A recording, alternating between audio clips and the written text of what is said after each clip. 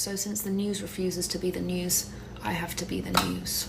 This is 20-year-old Armita Abbasi. She was participating in the demonstrations in Iran, and then on October 18th, she was taken by the IRGC security agents to a hospital where the hospital staff discovered that she'd been arrested 8 days prior. There were signs of repeated and violent rape. They were pressured by the IRGC to report the rape as having occurred pre-arrest. Her family were informed that she was at the hospital, and when they rushed there to see her, her half-conscious body was kidnapped by the IRGC and taken to an unknown location.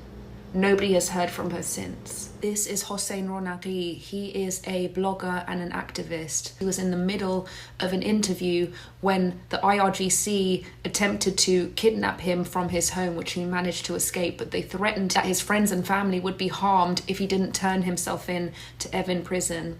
He turned himself into Evin prison, and he was violently beaten outside the prison to the point that he fainted.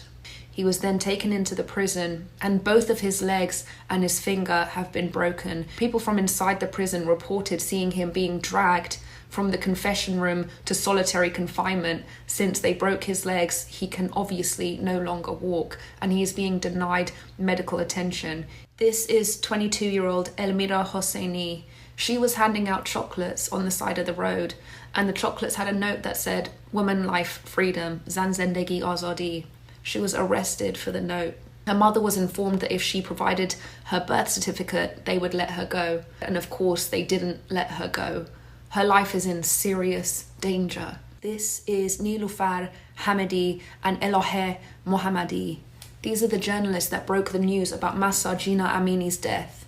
They have been in prison ever since, held in solitary confinement. Their lives are in serious danger. 227 members of Iran's 290-seat parliament just called on the judiciary, the Islamic Republic's kangaroo court, to issue death sentences to all of the people that have been arrested for peacefully protesting. That number as it stands is 14,000. 14,000 innocent people are about to be hanged by the Islamic Republic of Iran.